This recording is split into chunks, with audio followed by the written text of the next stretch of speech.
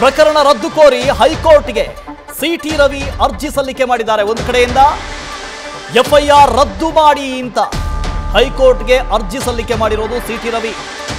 ಇಂದು ಸಂಜೆ ಸಿಟಿ ರವಿ ಅರ್ಜಿ ವಿಚಾರಣೆ ನಡೆಸುವಂತ ಸಾಧ್ಯತೆ ಇದೆ. ಜನಪ್ರತಿನಿಧಿಗಳ ಕೋರ್ಟ್ನಲ್ಲಿ ಒಂದು ಕಡೆ ಅರ್ಜಿ ಸಲ್ಲಿಕೆ ಮಾಡಿದ್ದಾರೆ. ಇನ್ನೇನು ಅರ್ಜಿಯ ವಿಚಾರಣೆ ಆರಂಭ ಆಗುತ್ತೆ. ಯಾವುದಕ್ಕೂ ಇರಲಿ ಅಂತ ಹೈಕೋರ್ಟ್ಗೂ ಕೂಡ ಅರ್ಜಿ ಸಲ್ಲಿಕೆ ಮಾಡಿದ್ದಾರೆ, ಎಫ್ಐಆರ್ ಕ್ವಾಶ್ ಮಾಡಿ ಅಂತ. ಆದರೆ ಗೊತ್ತಿಲ್ಲ, ಈಗಾಗಲೇ ಬಂಧನದ ಪ್ರಕ್ರಿಯೆ ಮುಗಿದಿದೆ, ಎಫ್ಐಆರ್ನ ಪ್ರಕ್ರಿಯೆ ಆರಂಭ ಆಗಿದೆ. ಈ ಮಧ್ಯೆ ಎಫ್ಐಆರ್ ಕ್ವಾಶ್ ಮಾಡೋದಕ್ಕೆ ಬರುತ್ತಾ, ಪ್ರಕರಣವನ್ನ ರದ್ದು ಮಾಡೋದಕ್ಕೆ ಬರುತ್ತಾ, ಇದು ಪ್ರಶ್ನೆ. ಈಗಾಗಲೇ ಜನಪ್ರತಿನಿಧಿಗಳ ಕೋರ್ಟ್ನಲ್ಲಿ ವಿಚಾರಣೆ ಇದೆ, ಇನ್ನೇನು ಆರಂಭ ಆಗುತ್ತೆ. ಇದರ ಮಧ್ಯೆ ಎಫ್ಐಆರ್ ಕ್ವಾಶ್ ಮಾಡಿ, ಪ್ರಕರಣವನ್ನು ರದ್ದು ಮಾಡಿ ಅಂತ ಹೈಕೋರ್ಟ್ ಮೊರೆ ಹೋಗಿದ್ದಾರೆ.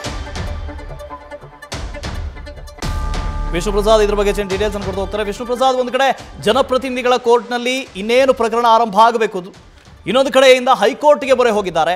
ಬಂಧನದ ಪ್ರಕ್ರಿಯೆಯೂ ಕೂಡ ಆಗಿದೆ.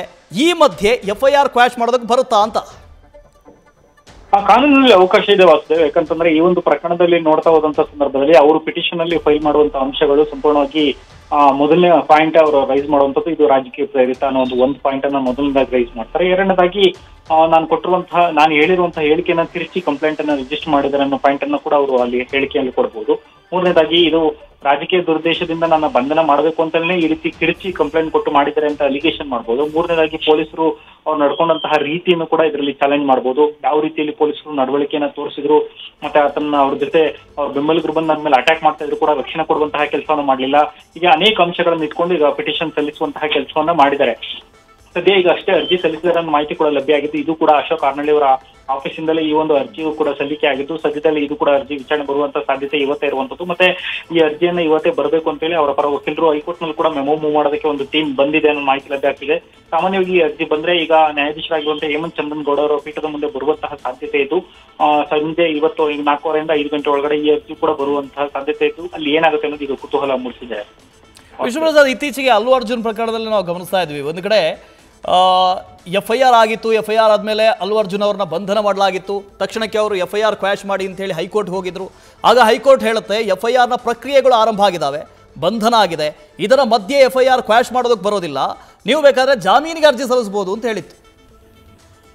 ಖಂಡಿತ ಯಾಕಂತಂದ್ರೆ ಗ್ರೌಂಡ್ಸ್ ಆಧಾರ ಮೇಲೆ ನೋಡ್ತಾ ಹೋದಂತ ಸಂದರ್ಭದಲ್ಲಿ ಅವಕಾಶಗಳು ಇರೋದಂತೂ ನಿಜ. ಆದ್ರೆ ಇವರು ಹೈಕೋರ್ಟ್ಗೆ ಈಗ ತಕ್ಷಣಕ್ಕೆ ಯಾಕೆ ಅರ್ಜಿ ಸಲ್ಲಿಸಿದ್ರು ಅಂತ ನೋಡ್ತಾ ಹೋದಂತ ಸಂದರ್ಭದಲ್ಲೂ ಕೂಡ ಇದರಲ್ಲೂ ಪ್ರಮುಖವಾದಂತಹ ಗ್ರೌಂಡ್ ಗಳನ್ನ ಸ್ಪಷ್ಟವಾಗಿ ನಾವು ಅಬ್ಸರ್ವ್ ಮಾಡ್ತಾ ಹೋಗ್ಬೋದು. ಮೊದಲನೇದಾಗಿ ಹೇಳಿದ್ದಾರೆ ಅನ್ನೋದಕ್ಕೆ ಸೂಕ್ತ ಸಾಕ್ಷ್ಯಾಧಾರಗಳನ್ನ ಕೊಡಬೇಕಾಗುತ್ತೆ. ಸಾಕ್ಷ್ಯಾಧಾರಗಳೆಲ್ಲವೂ ಕೂಡ ಈಗ ಕೊಟ್ಟಿರುವಂತಹ ಸಾಕ್ಷ್ಯಗಳೇನು ನಾವು ಅಬ್ಸರ್ವ್ ಮಾಡ್ತಾ ಹೋದಂತ ಸಂದರ್ಭದಲ್ಲಿ ಯತೀಂದ್ರ ಇರ್ಬೋದು, ಉಮೇಶ್ ಇರ್ಬೋದು, ಮತ್ತೆ ಉಳಿದಿರುವಂತವ್ರೇನು ಸಾಕ್ಷ್ಯಾಧಾರಗಳೇನಿದ್ದಾರೆ ಅವರೆಲ್ಲರೂ ಕೂಡ ಒಂದು ಪಕ್ಷದ ಪರವಾಗಿರುವಂತದ್ದು. ಮತ್ತೆ ಇಡೀ ಈ ಪ್ರಕರಣ ರಾಜಕೀಯ ಪ್ರೇರಿತ ಅನ್ನೋ ರೀತಿಯಲ್ಲಿ ಬಿಂಬಿಸುವಂತಹ ಪ್ರಯತ್ನವನ್ನ ಏನಾದ್ರು ಇಲ್ಲಿ ಪಿಟಿಷನರ್ ಮಾಡ್ತಿದಾರ ಅನ್ನೋದು ಈಗ ಕುತೂಹಲ ಮೂಡಿಸ್ತಿದೆ. ಮತ್ತೆ ಈ ಅರ್ಜಿಯಲ್ಲಿ ನೋಡ್ತಾ ಹೋದಂತ ವೇಳೆಯಲ್ಲಿ ಅವ್ರು ಹೇಳ್ತಿರೋದೇನಂತಂದ್ರೆ, ನಾನು ಹೇಳಿದಂತಹ ವರ್ಡೇ ಬೇರೆ, ಇವ್ರು ಕೊಟ್ಟಿರುವಂತಹ ಪಾಯಿಂಟೇ ಬೇರೆ ಅನ್ನೋದು ನಾನು ಹೇಳ್ತಿರೋದು ನೋಡ್ತಾ ಹೋದಂತ ಸಂದರ್ಭದಲ್ಲಿ ಒಂದ್ಲೆಸ್ FSL ರಿಪೋರ್ಟ್ ಬರ್ದಲೆ ಅವ್ರು ಏನಂತ ಹೇಳಿಕೆ ಕೊಟ್ಟಿದ್ದಾರೆ ಅಂತ ಪ್ರೂವ್ ಆಗ್ದಲೇ ಈ ಒಂದು FIR ಮಾಡಿ ಉದ್ದೇಶಪೂರ್ವಕವಾಗಿ ಅರೆಸ್ಟ್ ಮಾಡಿದ್ದಾರೆ ಅನ್ನೋ ಪಾಯಿಂಟ್ ಅನ್ನು ಕೂಡ ಈಗ ಅವ್ರು ರೈಸ್ ಮಾಡೋ ಸಾಧ್ಯತೆ ಇದೆ.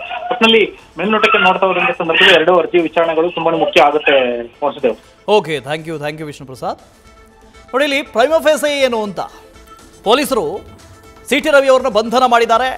ಲಕ್ಷ್ಮೀ ಹೆಬ್ಬಾಳ್ಕರ್ ಅವರು ದೂರನ್ನು ಕೊಟ್ಟರು, ದೂರಿನ ಅನ್ವಯ ಬಂಧನ ಮಾಡಿದ್ದಾರೆ. ಅಲ್ಲೊಂದು ಪ್ರೈಮಾ ಫೇಸೆ ಅಂತ ಬರಬೇಕು.